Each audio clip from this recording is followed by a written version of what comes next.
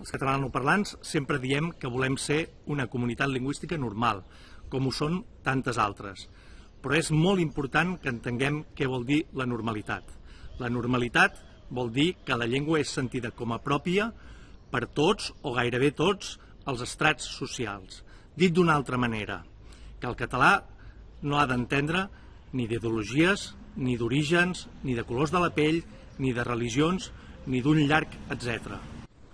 Per tant, és molt important que els independentistes entenguem que és bo i normalitzador que els que no ho són també facin servir la llengua.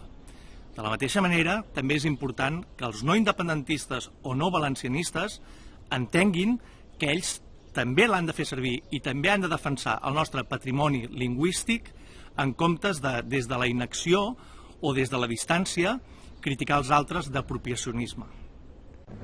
En aquest sentit, el Pacte Nacional per la Llengua que es vol fer des de Catalunya és una bona oportunitat per donar un impuls al català des de la transversalitat i l'apartidisme.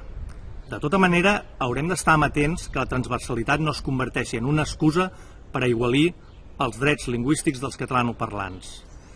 Per tot això i per molt més, mantenim el català i convertim-la en una llengua de tothom. Fem del català una llengua tan normal com sigui possible en el context actual en què vivim. Com que ho podem fer, fem-ho.